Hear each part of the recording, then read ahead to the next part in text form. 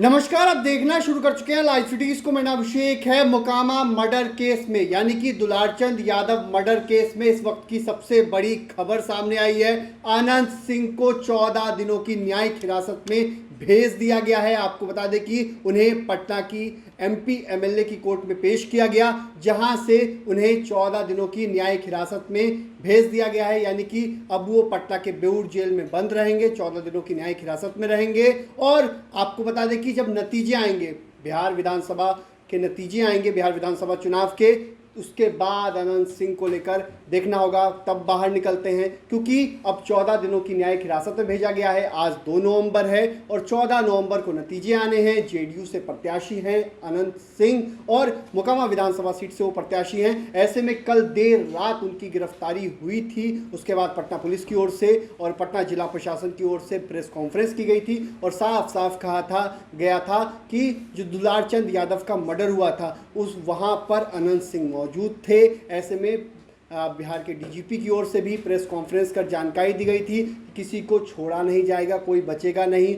दूसरे पक्ष के लोगों की भी गिरफ्तारी की जाएगी और छापेमारी की जा रही है। इस पूरे मामले में दर्जनों लोग गिरफ्तार हैं। तो इस वक्त की बड़ी खबर सामने आई है। पटना पुलिस की ओर से उन्हें पटना के सिविल कोर्ट के अंदर जो है एमपी एमएलए की कोर्ट में पेश किया गया है, जहां से 14 दिनों की न्यायिक हिरासत में भेज दिया गया है। आपको बता दें कि मोकामा सबसे ज़्यादा चर्चित क्षेत्र है और इस क्षेत्र में जो घटना हुई थी, जो विवाद हुआ था, जो मारपीट हुई थी, उसके बाद वहीं पर दुलारचंद यादव जो वहां के नेता हैं, जनसुराज के प्रत्याशी के समर्थन में वोट मांग रहे थे, इस दौरान उनकी हत्या कर दी गई थी। इस हत्या का आरोप अनंत सिंह पर लगा है और अनंत सिंह की देर रात गिरफ्तारी होती है, उनके साथियों की भी गिरफ्तारी होती है, जिसके बाद पटना पुलिस ने प्रेस कॉन्फ्रेंस कर जानकारी दी थी। और अब देखना होगा आगे क्या कुछ होता है। लेकिन जो उनके वकील हैं उन्होंने भी जो जानकारी दी, जो नवीन कुमार उनके वकील हैं, उनका साफ साफ कहना है फंसाया गया है और ये लोग फंसाने का काम कर रहे हैं। जब ऐसी बातें होती हैं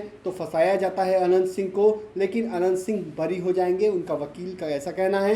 भेजा गया इतना ही एक लाइन में समझ लीजिए अनंत बाबू हाँ एफआईआर के आधार पर जेल गए। किस कोर्ट में सुनवाई हुई? एमपी एमएलए कोर्ट के इंचार्ज कोर्ट थे, वही भेजे। कितनी देर तक सुनवाई चली? सुनवाई 5-10 मिनट का प्रक्रिया रहता है।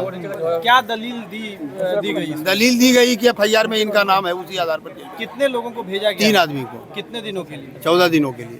पुलिस की ओर से रिमांड की भी मांग की? नहीं, रिमांड का भी कोई बात नहीं। कौन जेल भेजा गया? बेऊर आदर्श केंद्रीय कारा बेऊर। हाँ कल प्रचार प्रसार के लिए नहीं मांगे, प्रचार प्रसार के लिए मांगा जाएगा। कल कोर्ट खुलेगा तब, अभी रिमांड का समय। अब देखना होगा इस पूरे मामले में आगे क्या कुछ अपडेट सामने आता है। हालांकि जो बिहार के डीजीपी हैं विनय कुमार, उन्होंने रिमांड पर की बात कही थी कि रिमांड पर पुलिस ले भी सकती है, उनसे पूछताछ करेगी। हालांकि लंबे काफ़ी देर तक, कल रात से ही और अभी दोपहर तक करीब लगभग 2:30-3 बजे तक उनसे पूछताछ चली है। अनंत सिंह से घंटों पूछताछ की गई है। पटना के एसएसपी कार्यालय के बगल में जो सेल है, स्पेशल सेल है, वहाँ उनसे पूछताछ की गई। तमाम सवाल पूछे गए, आप कहाँ मौजूद थे, क्या हुआ था उस दिन, किस तरीके से दुलारचंद यादव को आपने देखा कि नहीं देखा, तमाम जो सवाल हैं वो पूछे गए थे। ऐसे में इस पूरे मामले को लेकर अब बड़ा अपडेट सामने आया है, जहाँ 14 दिनों की न्यायिक हिरासत में अनंत सिंह को भेज दिया गया है। बने रहिए लाइव सिटीज़ के साथ। हमारे यूट्यूब चैनल को सब्सक्राइब करिए। मुझको लाइक, धन्यवाद।